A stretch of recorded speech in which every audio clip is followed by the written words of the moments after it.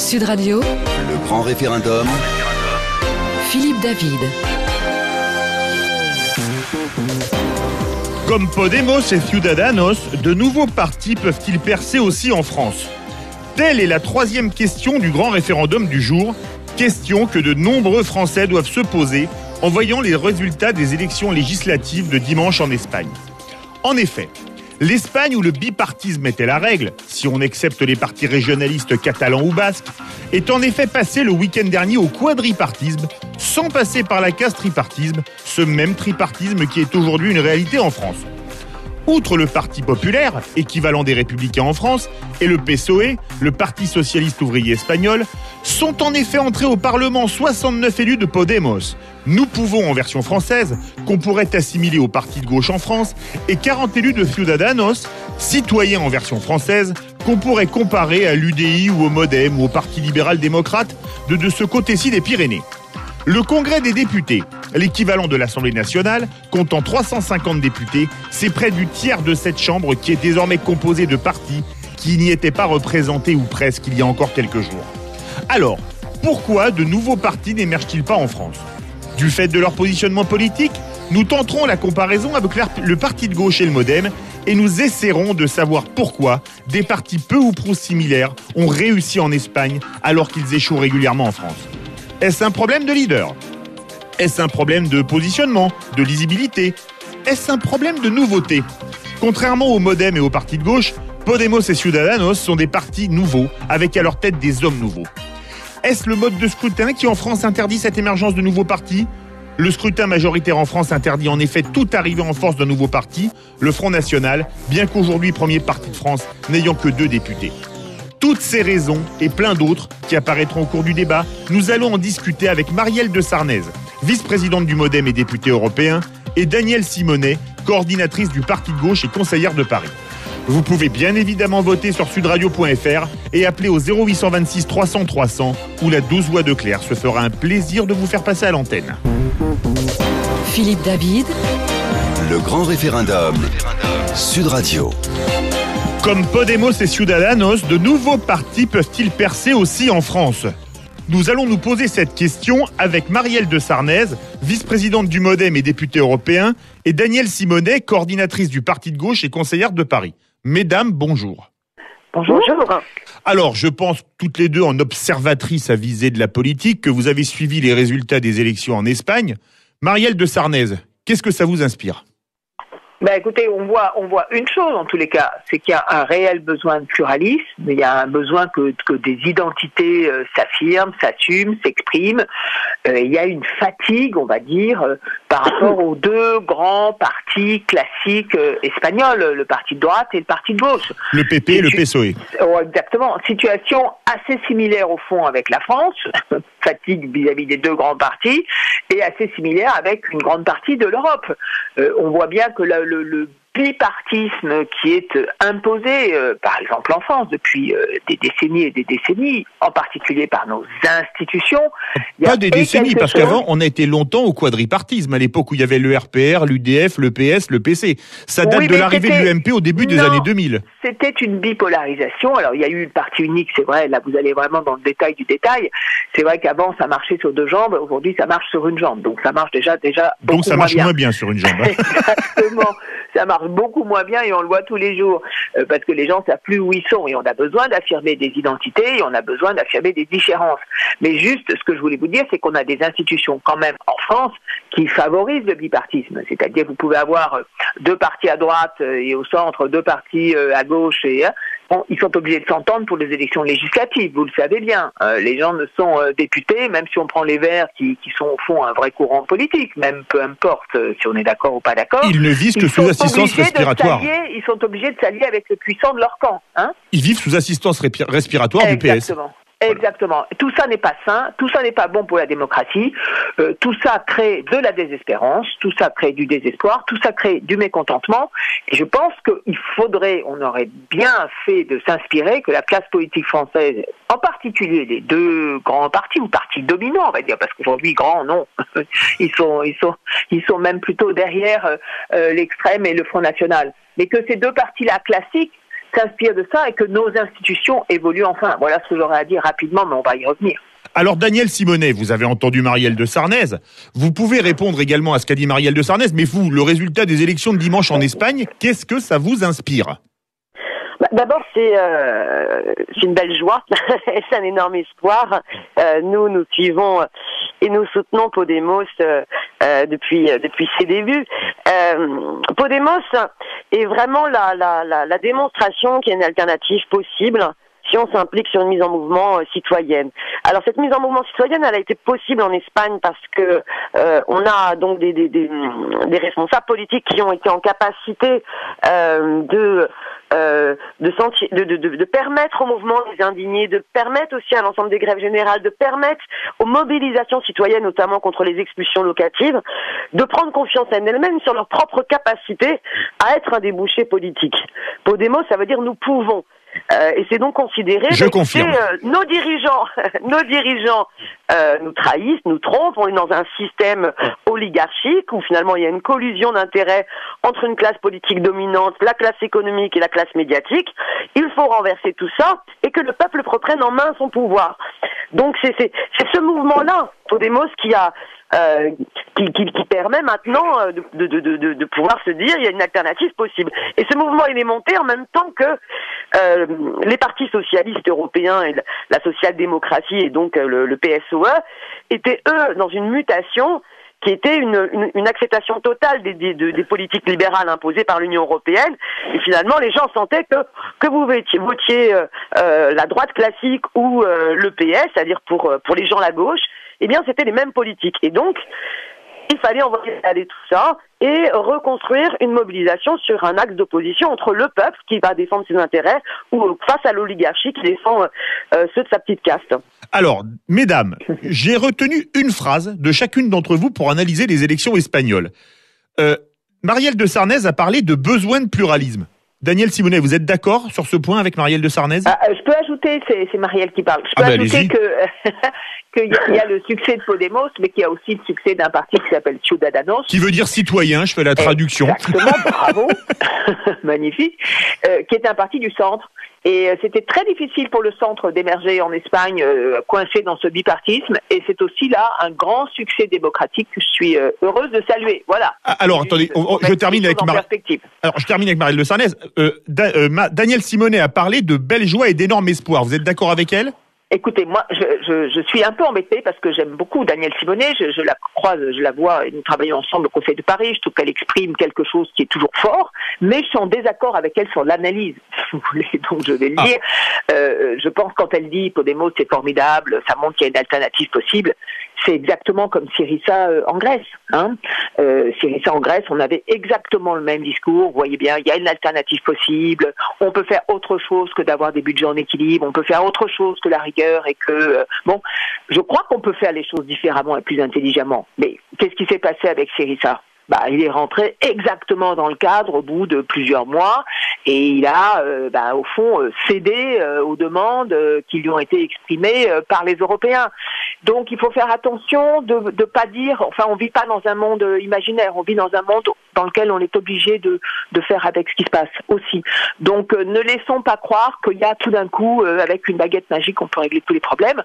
En revanche, on peut reparler, peut-être on va converger là-dessus, sur est-ce qu'il peut y avoir des politiques, au fond, d'investissement pour des peuples, des politiques qui donnent des perspectives de ce point de vue-là. Là, on pourrait peut-être effectivement tomber d'accord. Daniel Simonet, Marielle de Sarnez a parlé de besoin de pluralisme pour commenter les élections espagnoles. Est-ce que vous êtes d'accord avec elle sur ce point ?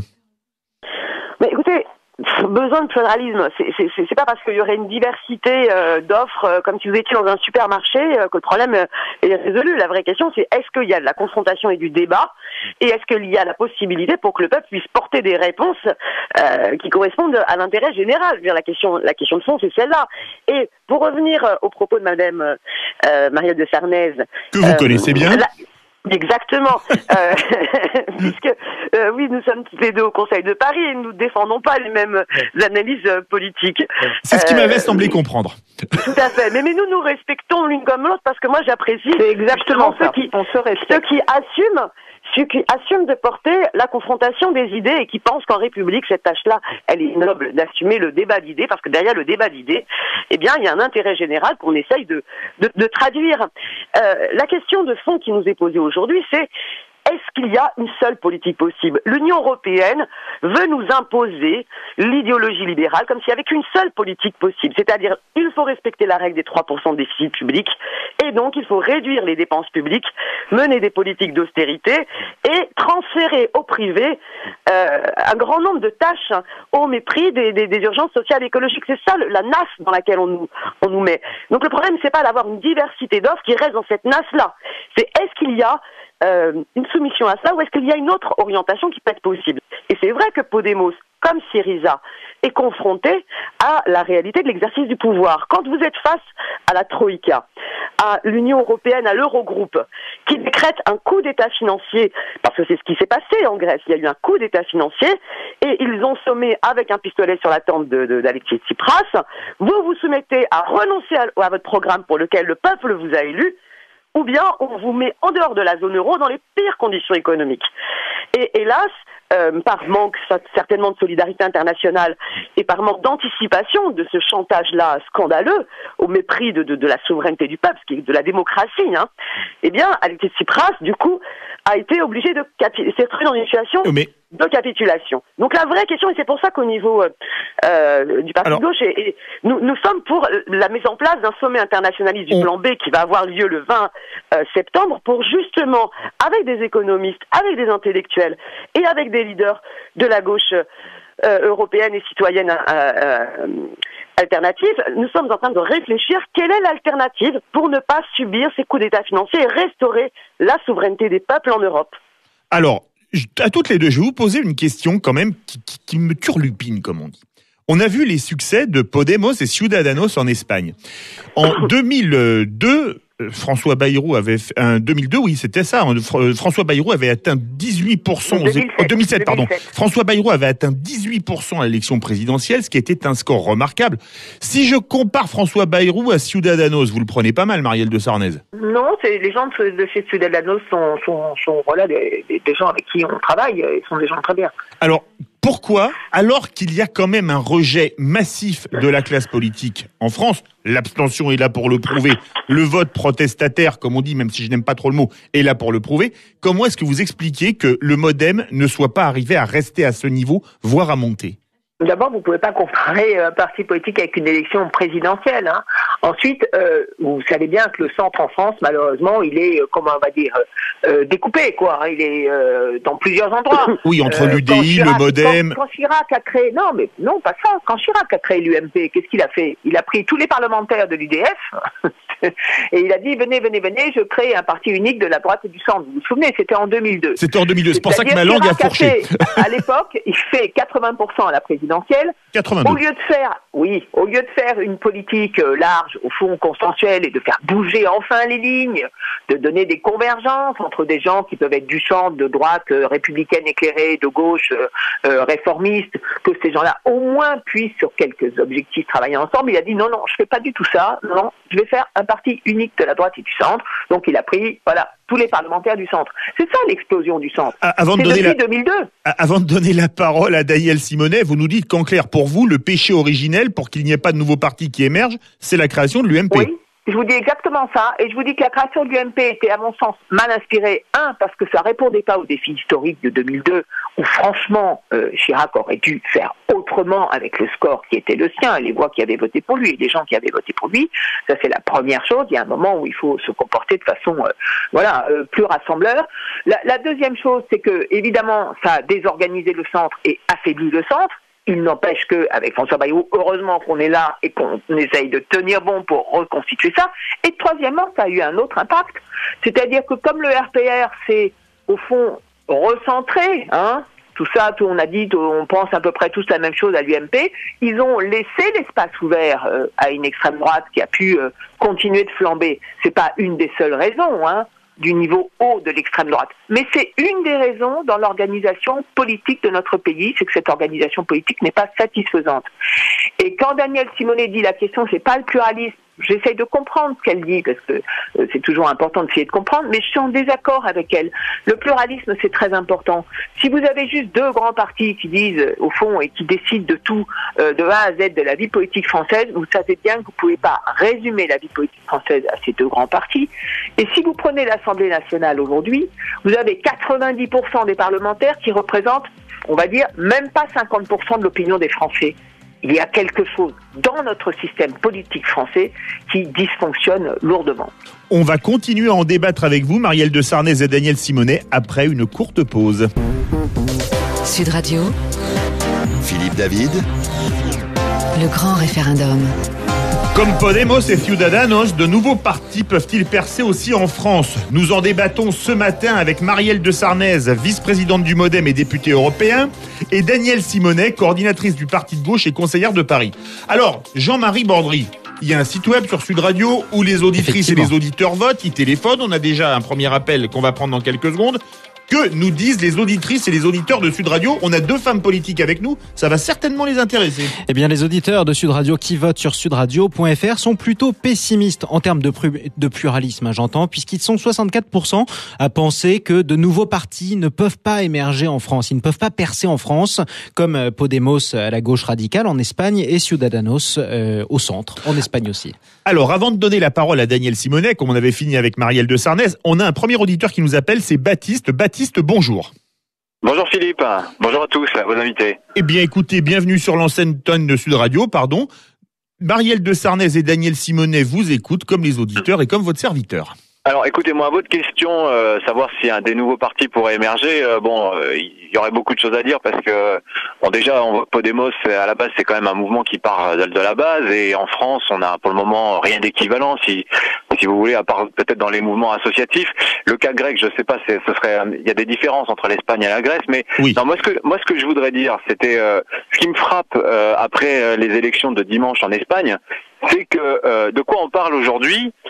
On dit la bourse de Madrid est inquiète. Il y a des inquiétudes sur la hausse du taux de la dette souveraine grecque. Moi, ce que je pense, c'est que quand la gauche engrange des victoires en Europe aujourd'hui, il y a un veto du marché. Et tout de suite, qu'est-ce qu'on dit? On dit, écoutez, ces partis ne pourront pas gouverner parce que les marchés ont peur d'eux. Ils leur imposent un veto et de fait, ça rend impossible, ça effraie le peuple qui se dit, mais est-ce que ces gens, on peut voter pour eux sans subir une sanction derrière sur la monnaie, sur la dette souveraine, sur l'économie. Moi, ce qui me frappe surtout, c'est ça, c'est-à-dire que c'est bien beau de dire qu'il y aura des mouvements populaires qui pourraient émerger, mais encore faudrait-il que ce soit des mouvements de droite, marché compatibles en gros. Et là, moi, je veux dire, Podemos, je considère que c'est un grand espoir. Je trouve qu'ils ont une analyse des choses qui est vraiment intéressante parce que ils font partir les choses de la base. C'est des propositions populaires qui sont ensuite synthétisées, concrétisées. Il y a un vrai travail, comme, je sais pas toute proportion gardée, mais comme les cahiers de doléances pendant la Révolution. Et on voit que tout de suite, il y a une sanction du marché, il y a une sanction, il y a un veto qui est opposé tout de suite. On parle de quoi en Espagne? On parle de fuite des capitaux. Si jamais Podemos arrivait à participer à la formation d'un gouvernement, ça veut dire qu'on veut pas d'eux en fait. Et c'est ça qui me fait peur. Alors quand j'entendais tout à l'heure Daniel Simonet dire que oui, c'est un espoir et tout, c'est un espoir qui est brisé tout de suite, on leur coupe les ailes. Et moi c'est ça qui me navre. Et je vous dirais que pour la France, si jamais il y avait un mouvement similaire qui arrivait à émerger, je pense qu'il subirait exactement le même sort. Alors Baptiste, je vais rebondir sur ce que vous avez dit avant de donner la parole à Daniel Simonet et Marielle de Sarnez. Je vous remercie beaucoup, votre intervention était très intéressante. Vous pouvez rebondir sur ce que je vais vous dire. La chute de la bourse de Madrid est plus due, plutôt qu'au score de Podemos, au risque d'ingouvernabilité parce qu'on se demande comment on va faire une majorité au Parlement espagnol. C'était plus pour un problème de majorité que en raison du score de Podemos. Oui, le problème, c'est que, moi, si je peux vous répondre, Philippe... Bien sûr, mais vous êtes là pour ça. C'est que aujourd'hui, on va dire, c'est Mariano Rajoy, le Premier ministre actuel, qui est chargé, appelé à former un gouvernement. Il va sûrement pas y arriver, parce qu'il trouvera pas de majorité. Donc derrière, on va poser la question de savoir est-ce que c'est pas une coalition du numéro 2, numéro 3, finalement, qui ont perdu les élections de fait, mais qui trouveraient peut-être en mesure de gouverner. Et dans ce cas-là, vous verrez, Philippe, je vous en donne ma main à couper, il y aura une sanction du marché tout de suite. On va reparler de fuite des capitaux. Écoutez, franchement, Sud Radio et tous les autres médias l'ont dit ce matin, on agite le chiffon rouge en disant attention, c'est les révolutionnaires qui arrivent, ils vont tout casser. Non, en fait, je pense que la sanction, elle vient d'ailleurs. Elle n'est pas dans la politique. Les politiques, là, ils sont entre les mains des puissances financières. Et c'est ça que moi, je trouve le plus navrant. Il y a une impossibilité, aujourd'hui, de donner le pouvoir à gauche. Et même si les électeurs le veulent. Alors Baptiste, merci beaucoup de votre témoignage. Je ne peux que donner la parole à Daniel Simonet pour vous répondre. Daniel Simonet, que pensez-vous des propos de Baptiste ? Mais Baptiste pose vraiment le bon problème. C'est-à-dire que... J'étais sûr que vous diriez ça. Ah mais complètement, parce que pourquoi est-ce que les tenants du système ne veulent pas de mouvements type Podemos, de la même manière qu'ils ne voulaient pas en 2012 d'un mouvement que Jean-Luc Mélenchon avait pu engager. Pourquoi ? Parce que ces mouvements-là remettent en cause justement leurs privilèges, le privilège des rentiers, le privilège des actionnaires, contre la logique de répartition des richesses, des droits des salariés, de la redistribution des richesses pour lutter contre les expulsions locatives, contre la spéculation immobilière, toutes ces questions concrètes, l'enjeu de prendre en compte l'urgence climatique au lieu de permettre à des multinationales de bousiller la planète. La question centrale, c'est qui est le souverain ? C'est-à-dire qui est légitime pour définir les politiques d'intérêt général ? Est-ce que c'est le peuple ou est-ce que c'est les marchés financiers, les banques et leurs serviteurs, et la logique même de la construction européenne qui est là pour servir ces intérêts-là ? Donc, évidemment qu'à chaque fois, nous sommes confrontés, et toute conquête du pouvoir de Syriza, de Podemos ou d'autres forces en France sera confrontée à la question centrale: comment nous restaurons l'indépendance comme des peuples, comment nous restaurons l'exercice de la légitimité du peuple à décider des politiques face aux intérêts privés des marchés financiers. C'est ça la question centrale qui est posée. C'est donc une question démocratique et c'est pour ça que Podemos, dans sa campagne, pose d'abord et avant tout la question du changement de régime, à la fois par rapport au passé et au présent monarchique, mais aussi pose la question du changement de la Constitution par rapport au problème de corruption, par rapport au problème justement où la démocratie, elle est confisquée aujourd'hui. Donc cette question démocratique, elle est centrale. Et en France, nous avons justement un peuple qui est dans un système qui est celui de la République, qui n'est pas un régime neutre. La République, c'est ce triptyque liberté, égalité, fraternité, qui est un idéal inachevé. Donc il faut repartir de là. Nous sommes un grand peuple et donc nous pouvons porter cet espoir-là, avoir de l'audace, au lieu de subir justement ce climat de peur et de division et de haine qui fait qu'en ce moment, c'est le Front National en contre-révolutionnaire qui capte les angoisses. On doit réincarner cet espoir. Mais ce que je voudrais dire surtout, c'est que pourquoi est-ce qu'en France on est dans cette difficulté-là ? Nous, c'est important pour nous, puisque nous sommes très proches de Podemos, de faire notre autocritique et de comprendre pourquoi est-ce que pour l'instant nous ne réussissons pas. C'est la question que je voulais vous poser, parce que j'ai demandé à Marielle de Sarnez avant la pub. Bah oui, pourquoi est-ce que vous avez un sens de l'anticipation impressionnant. C'est la question qu'il faut se poser. Et je pense que quand on est responsable politique, il faut assumer de regarder ses erreurs. Je pense que nous avons fait une belle campagne en 2012 avec Jean-Luc Mélenchon, mais là où nous avons échoué, c'est que ce grand mouvement qui se mettait en place à travers les marches, nous n'avons pas su lui permettre d'avoir un cadre démocratique. C'est-à-dire que le Front de gauche, en 2012, est resté un cartel de partis. Il s'est pas transformé en mouvement. Et par la suite, finalement, on est retombé dans les batailles et les désaccords de stratégie entre partis politiques. Bataille de clocher. Oui, ou c'est pas que du clocher, parce que des fois c'est des vrais débats, mais au lieu de faire en sorte que ce soit les citoyens, par des adhésions directes au Front de gauche, qui fassent les arbitres et qui décident et qui s'approprient les débats stratégiques et les débats programmatiques ont été confinés entre les appareils. Donc il faut dépasser cela. C'est une question extrêmement importante. Et aussi, je pense qu'après 2012, on a trop eu un discours en contre qui était légitime face à toute cette politique qu'a pu mener ce gouvernement François Hollande et Valls en tête, qui finalement poursuit les mêmes politiques de la droite, au lieu de développer en positif quel bel horizon nous proposons. Alors on a des propositions, je veux dire, sur l'enjeu de la COP21, assumer de dire qu'il faut laisser 80% des énergies sous le sol, je veux dire, c'est un bel espoir de repenser notre mode de développement, se dire qu'il faut, pour redonner le pouvoir au peuple, convoquer une assemblée constituante et poser des nouveaux sujets comme le référendum révocatoire. Ça ouvre plein de débats. Et pareil sur la question économique, poser un salaire maximum. Je voudrais ouvrir un débat. Daniel Simonet, Marielle de Sarnez, je vais donner la parole à Marielle de Sarnez. Je voudrais ouvrir un débat. On parle de manque de renouvellement de la classe politique en France et des partis politiques. Podemos, Ciudadanos en Espagne nous montre que de l'autre côté des Pyrénées, c'est possible. Alors, je vais vous dire, une chose importante, c'est le mode de scrutin en Espagne. Les provinces se voient attribuer un nombre de sièges proportionnel à leur population, mais en ont au minimum 2, créant ainsi un léger avantage pour les provinces les moins peuplées. Le système donne par ailleurs un immense avantage aux 2 grands partis qui sont presque sûrs d'obtenir un siège dans chaque circonscription, alors que les plus petits partis ne peuvent espérer être représentés que dans de grandes circonscriptions. Est-ce que vous ne croyez pas que le principal problème en France pour que de nouveaux partis émergent et de nouvelles têtes émergent, c'est quand même le scrutin majoritaire, Marielle de Sarnez? Si, évidemment, là, vous me faites extrêmement plaisir. C'est ce que nous disons depuis très longtemps avec François Bayrou. Nous sommes le seul pays de toute l'Europe continentale qui est le mode de scrutin que nous avons. Alors, il y a également l'Angleterre, mais c'est du scrutin majoritaire à un tour. D'abord, vous savez que j'ai dit l'Europe continentale. Excusez-moi. Et ça ne vous échappe pas que l'Angleterre est une île. Jusqu'à présent. Excusez-moi. Vous savez, Cécile Duflot a bien situé le Japon dans l'hémisphère sud, vous me pardonnerez. Voilà. Et en plus de surcroît, en Grande-Bretagne, c'est un scrutin à un tour. Mais c'est une île, toujours. Oui. Voilà. Mais... Donc, en Europe continentale, le seul pays. Et donc, vous demandez pas ensuite, quand on se pose la question de savoir, c'est un pays dans lequel il n'y a jamais aucune coalition. C'est un pays dans lequel jamais les forces politiques sont capables au minimum de se mettre d'accord sur un certain nombre d'objectifs, sur l'emploi, sur toutes les grandes questions, parce que donc, le mode de scrutin, c'est fondamental. Je suis effectivement pour qu'il y ait de la proportionnelle, comme dans tous les autres pays européens. Et le jour où nous aurions de la proportionnelle bien installée, bien faite, après on peut avoir de la proportionnelle avec un système majoritaire, enfin tout ça se regarde, ça c'est des questions politiques et techniques, à ce moment-là, on serait dans une vraie démocratie, parce qu'on serait en capacité de pouvoir discuter, d'avoir un Parlement qui ressemble à quelque chose, et de pouvoir enfin avancer, d'avoir un monde politique qui s'ouvrirait et qui se renouvellerait. Donc ça, c'est très important. Un mot simplement pour reprendre le débat, là pendant 10 minutes il y a eu un débat sur Podemos, etc.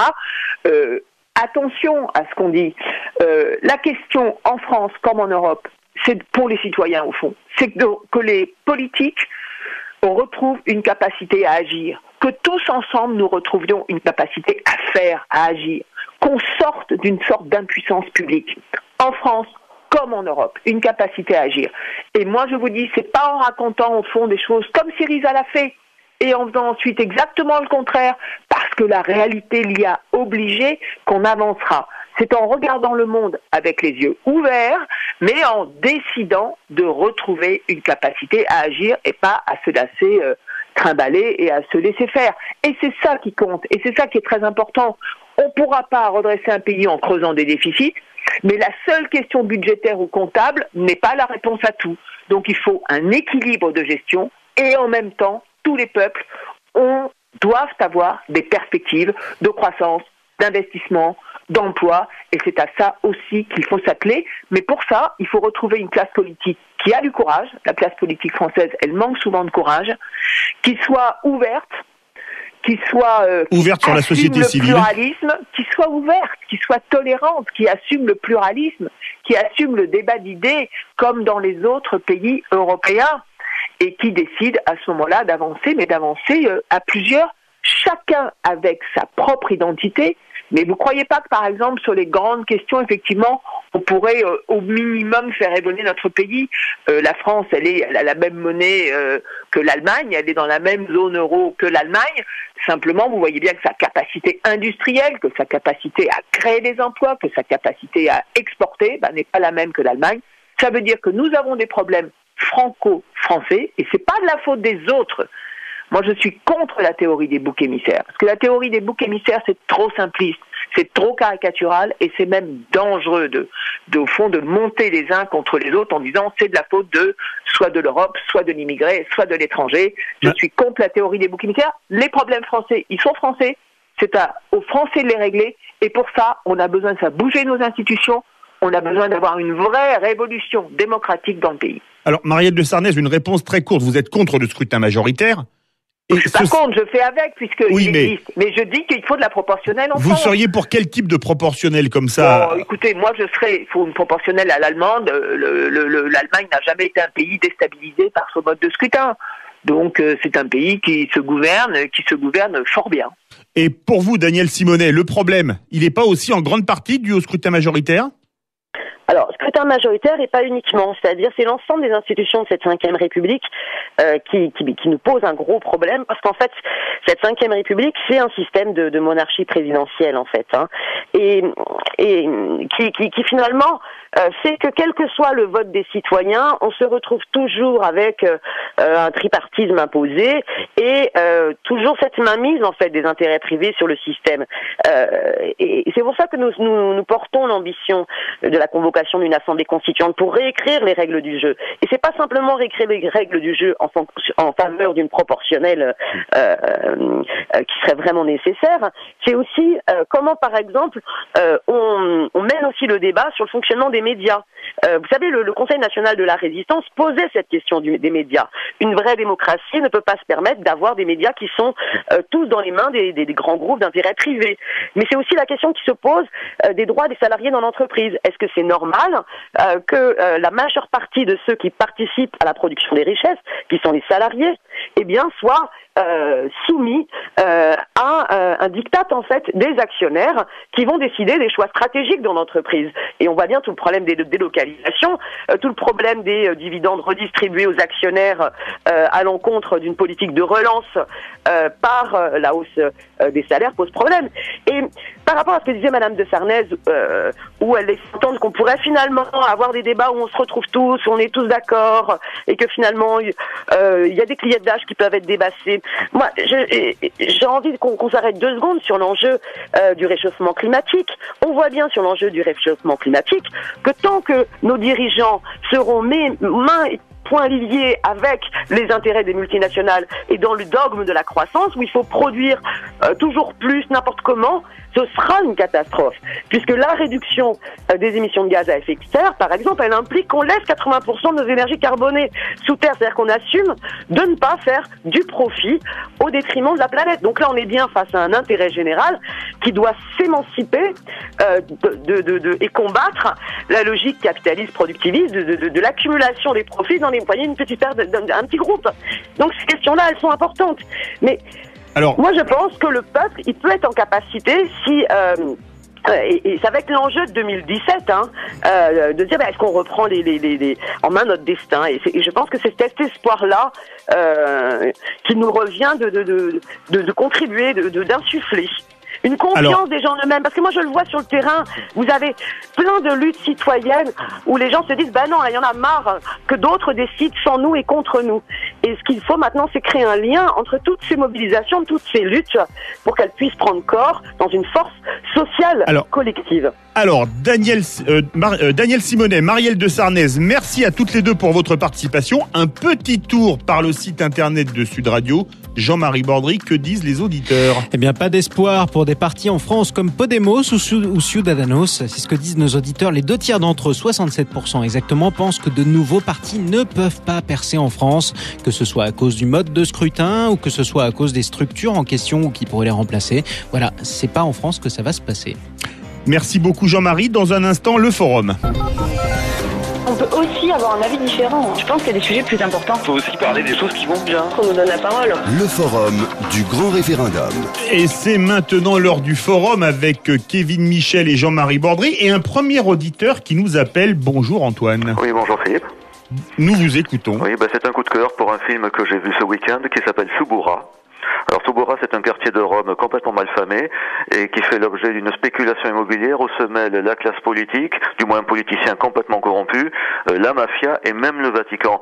C'était tourné par Stefano Sollima, c'est l'auteur, je ne sais pas si vous connaissez, de la série Gomorrah qui était passée sur Canal. Très bonne série, Antoine. Exactement. Et Stefano Sollima a une manière de filmer un peu à la Michael Mann. Film de nuit, des contre-plans, des contre-plongées, une très forte pression, des explosions de violence. Moi, j'ai trouvé l'esprit Francesco Rosi, l'agressivité du film Gomorrah et des aspects un peu à la Braco dans la personnalité des gens. Donc c'est vraiment un film absolument extraordinaire. Et pour ceux qui aiment l'histoire, Suburra, c'est le quartier natal de Jules César. Donc ça ajoute un peu à la mythologie de Rome. Ah oui, effectivement, c'est le quartier natal de Jules César. Exactement. Aujourd'hui, c'est un quartier malfamé, donc il y a une énorme spéculation immobilière. Je ne vais pas défrayer le sujet. Et là, on voit tous les intérêts qui s'entremêlent avec des individus dont, une fois qu'on est dans l'engrenage, l'impression on ne peut pas s'en sortir. Si vous tendez la main à la mafia et au milieu, vous êtes aspiré Et donc, c'est-à-dire que c'est comme un compte que l'on ouvre et que l'on ne peut jamais solder. C'est l'impression d'une fuite en avant inexorable. Ouais, vous avez raison, Antoine. Moi, je l'ai pas vu, ce film, mais bon, vous me donnez envie d'aller le voir, vous le vendez très bien, mais c'est vrai que je vous rejoins un petit peu sur la série Gomorrah et le côté Michael Mann, etc. Ouais. Michael Mann, c'est vrai, arrive à instaurer une espèce de violence, une espèce de tension dans ces films qui est assez extraordinaire, avec une lumière généralement assez incroyable. Mais écoutez, ça fait du bien en tout cas de parler aussi un petit peu film comme ça et tout de temps en temps. Ça fait du bien de parler cinéma, surtout que c'est pas un blockbuster qui fait la une de toutes les 4x3 de France et de Navarre, comme Spectre, le dernier James Bond ou Les Gardes des Étoiles. C'est vrai. Exactement. Là, on est un peu plus en profondeur. Le film, je l'ai vu dans une salle, à l'ABC à Toulouse, dans une salle art et essai. On est vraiment dans un thriller à la mode un peu, vous voyez, Francesco Rosi, pour ceux qui aiment le cinéma italien de cette époque. C'est 2h15 où vraiment on passe un très bon moment, mais à tout point de vue. Bah écoutez, je vais rebondir sur ce que vous dites en parlant de thriller. Moi, j'en ai vu un récemment, il y a quelques mois maintenant, qui était un thriller espagnol, qui s'appelait La Isla Minima, qui était un thriller espagnol qui avait gagné beaucoup de trophées au Goya, qui sont l'équivalent des Césars, de l'autre côté des Pyrénées, et c'était vraiment un excellent thriller également qui parlait de la corruption, de la police, de la classe politique espagnole, etc. en Andalousie. C'était donc, ça rejoint un peu le débat d'avant. Si vous aimez les thrillers, il y a un très grand thriller qui est sorti il y a quelques années, ça s'appelle La vie sans principe. C'est un film qui a 4-5 ans, c'est un film de Hong Kong, c'est un thriller extraordinaire qui se passe à Hong Kong sur fond de crise financière. Et là, c'est exceptionnel. Antoine, je crois...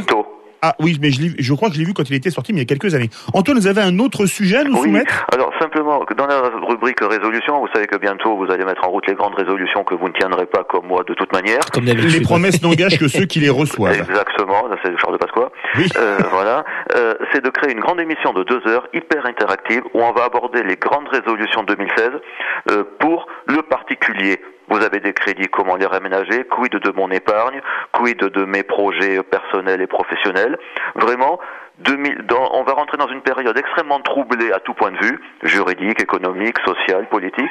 Et moi, en tant que particulier, comment puis-je faire pour aller de l'avant? Donc on va aborder tous les aspects de la vie personnelle et sociale et professionnelle. On peut faire ça pendant 2 heures. Faut que ça soit vraiment presque du ludique, avec une succession de séquences. Je crois que, et on peut donner des idées aux personnes qui nous écoutent et qui sont un petit peu entre deux eaux. Eh bien, écoutez, Christophe Bordel, rédacteur en chef de Sud Radio, devait être en train de nous écouter. Peut-être lui avez-vous mis la puce à l'oreille, mon cher Antoine. Voilà, espérons que... On parlera aussi des bonnes résolutions de Philippe David avec ses footings, ses abdominaux, ses pompes, etc. Non, mais ça tient pas, ça. Là, vous êtes dur, vous êtes très dur avec moi. C'est pas possible, ça. Merci beaucoup à vous, Antoine. Merci à vous. Alors, messieurs, votre point d'info, vous commencez, Kevin ? Bah oui, écoutez, on va parler de l'AC Ajaccio qui demande à ses supporters de faire des dons pour pouvoir recruter un joueur. Alors le club est actuellement 17e de la Ligue 2 de football, autant dire pas très bien puisqu'il a 1 point d'avance sur le premier non relégable. Son président, Léon Luciani, a donc décidé de lancer un fan funding via une plateforme sur le site givingsport.com. L'idée en fait, c'est de demander aux inconditionnels donc de l'ACA de donner un petit peu d'argent pour aider les dirigeants à investir lors du prochain mercato d'hiver, soit donc dans un joueur offensif, puisque visiblement le club en a besoin, et donc dans un nouvel élément, soit pour pouvoir conserver tel ou tel membre de l'équipe qui est en fin de contrat. Donc pour faire un don, il faut déposer au moins 10 €. Certains supporters ont déjà déposé jusqu'à 300 €, ce n'est pas rien. Alors pour l'heure, le club a récupéré un petit peu moins de 1000 €. On est encore loin de l'objectif qui est de 1 400 000 €. Mais bon, malgré tout, le président d'Ajaccio estime qu'avec 130 000 fans, rien que sur la page Facebook, il suffit que 4 ou 5 000 supporters donnent un petit quelque chose, en tout cas, pour remplir ce contrat. Alors, cet appel au don, je vous en parle, Philippe, d'abord parce que je sais que c'est le Ajaccio-ton. Ouais, c'est un petit peu ça. Je vous en parle parce que je sais que vous êtes dingue de foot, comme Jean-Marie Bordry, même s'il est pour Saint-Etienne, enfin bref. Et, mais qui est un grand club. qui était, je suis content de vous l'entendre dire, qui est un grand club. Non, mais je le taquine. Qui est le club le plus titré du championnat de France. Enfin bon, je le taquine un petit peu, évidemment. Ça fait du bien. Mais je vous en parle aussi surtout parce que c'est une première en France, de cet appel au don donc pour les supporters pour acheter un joueur. Alors il y a déjà eu un autre style de participation. On se souvient qu'il y a quelques années, il y a des supporters de l'OM, de l'Olympique de Marseille, qui avaient lancé un Drogbaton, une collecte pour aider le club à faire revenir Didier Drogba, qui était parti donc à Chelsea en Angleterre. Et puis à l'étranger, on a d'autres sites qui proposent une approche un petit peu peu différente puisqu'on peut lier son instinct à celui d'un joueur quand on est un investisseur. Non seulement les fans cotisent, mais ils peuvent bénéficier d'un retour sur investissement en pariant sur le décollage de la carrière du sportif en question. Autrement dit, si le joueur est transféré dans un autre club pour une forte somme d'argent, eh bien les miseurs sont rétribués au prorata de leur somme de départ. Voilà, donc c'était juste un petit clin d'œil à nos amis d'Ajaccio qui sont visiblement en difficulté sportive. Bon, ce qui est sûr, c'est qu'un Ajaccio-ton coûtera toujours moins cher qu'un Messi-ton ou un Ronaldo-ton. On se retrouve exactement après une courte pause. Le forum du grand référendum. Alors, dans ce forum, on a eu l'info, le Ajaccio-ton de Kevin Michel. Et pour vous, Kevin Bordry, quel est le point d'info qui vous a titillé? Ouais, le point d'info. Jean-Marie Bordry. Oui, Jean-Marie Bordry. Qu'est-ce que j'ai dit? Kevin Bordry. Oh, pardon. Mon point d'info, en tout cas, ça c'est une information assez importante. Vous connaissez l'état d'urgence, ça soulève de plus en plus d'inquiétudes. Alors, ça en soulevait dès le début, mais on a eu au lendemain des attentats du 13 novembre une union sacrée. Aujourd'hui, ça commence à se fissurer. Qui est-ce qui s'inquiète de l'état d'urgence? Ce n'est autre que Monsieur Toubon, qui est le défenseur des droits. Alors, qu'est-ce qu'il reproche aux mesures de l'état d'urgence? Il dit il y a des dérives. Parce que les mesures qui sont prises, c'est quoi? Des perquisitions administratives, les assignations à résidence. Eh bien, le défenseur des droits trouve que ces mesures ont été prises un peu larges. On a brassé très large pour essayer de fouiller le plus de personnes possible et parfois on va trop loin. C'est ce que trouve Monsieur Toubon. Alors, il dit au fur et à mesure qu'on va mener cet état d'urgence, que ça va continuer, on va s'apercevoir qu'il y a un certain nombre de cas dans lesquels les mesures qui ont été appliquées ont été excessives. Cette inquiétude du défenseur des droits, elle attend aussi une autre décision, c'est celle du Conseil constitutionnel qui doit se prononcer sur la conformité par rapport à la Constitution de cet état d'urgence. Donc, on se rend compte en fait que l'état d'urgence, tout le monde était à peu près d'accord le soir du 13 novembre, que le lendemain, à peu près même la gauche avait commencé à parler de nouvelles mesures qui étaient tout à fait nouvelles pour la gauche, comme la déchéance de nationalité pour les terroristes présumés qui étaient binationaux. Ça aussi, on sait que c'est le renoncement pour laquelle il y a du machine jour. arrière aujourd'hui. Voilà, machine arrière, première machine arrière de François Hollande. Maintenant, on voit que le défenseur des droits commence à s'inquiéter des excès, de ce qu'il trouve excessif dans l'état d'urgence. On sait que l'état d'urgence, a priori, il avait été décidé pour 6 mois. Est-ce que l'exécutif va pouvoir continuer à maintenir l'état d'urgence aussi longtemps, ou est-ce que finalement, eh bien, les Français vont commencer à se fatiguer? C'est ça qui est intéressant. Vous en pensez quoi, Kevin Michel? Je vous ai pas appelé Jean-Marie Bordry. Non, mais je suis très partagé. Jacques Toubon, on le connaît. Bon, c'est pas la première fois qu'il fait ce genre de sortie, lui qui défend sans arrêt les libertés des uns et des autres. Maintenant, je l'ai déjà défendu cette position dans Seul contre tout. Je rappellerai juste que il y a 130 personnes aujourd'hui qui ne profiteront plus de leurs libertés individuelles et malheureusement on ne leur rendra jamais. Donc après, il faut peut-être aussi se poser la question, même si effectivement il est dans son rôle, Monsieur Toubon, est-ce qu'on n'est pas simplement dos au mur? Est-ce qu'il va pas falloir choisir tout simplement entre un certain nombre de libertés individuelles et puis un peu plus de sécurité? C'est en tout cas la question qu'on peut se poser, quoi. Ce qui serait intéressant pour clore le sujet, ce serait de voir ce que disait le même Jacques Toubon, qui n'était pas à l'époque défenseur des droits, lorsqu'en 2005, pendant les émeutes, le gouvernement de Dominique de Villepin avait mis en place l'état d'urgence. Exactement, vous avez raison. Ce serait intéressant. Et puis, pour moi, mon petit coup de cœur, alors c'est vraiment un coup de cœur, il s'est passé en Espagne une opération d'un jeune homme de 27 ans pour une tumeur au cerveau, une opération qui a duré 12 heures, sous anesthésie locale, et pour voir si ce garçon ne subissait pas, qui s'appelle Carlos Aguilera, ne subissait pas de dommages à son cerveau. C'est un très bon saxophoniste. Il a passé la durée de l'opération à lire des textes, à compter plusieurs fois de 1 à 10, et ainsi qu'à jouer la même balade qui s'appelle Misty, qui est une balade de jazzy, pendant que les médecins simulaient son cerveau alors qu'il avait la boîte crânienne ouverte, et je trouve ça absolument extraordinaire. Qu'en pensez-vous, messieurs ? Ça fait partie de tous ces progrès de la médecine neurologique. On sait que quand on stimule une certaine partie du cerveau, ça permet de voir que tant que la personne est toujours apte à jouer sa partition, eh bien, on n'est pas en train de lui créer des dommages. Donc, c'est le meilleur moyen. Après, c'est aussi une façon, de passer en poésie et en musique un moment qui est quand même très, très, très délicat pour tout le monde. Donc, il s'agit de joindre l'utile à l'agréable. Et pour vous, Kevin? Je suis un peu sceptique, mais bon, si vous me dites que ça a fonctionné, c'est très bien. Après, ça a parfaitement fonctionné. Ouais, écoutez, voilà, c'est peut-être aussi, on peut en tirer les conclusions, mais c'est vrai que, en soi, quand vous m'avez annoncé cette info, Philippe, j'avoue que j'ai eu du mal à y croire, mais bon, si vous me dites que ça fonctionne, ma foi, pourquoi pas réitérer un peu ce genre d'expérience. Eh bien, écoutez, pour simuler le cerveau, on peut écouter également le grand référendum ou Seul contre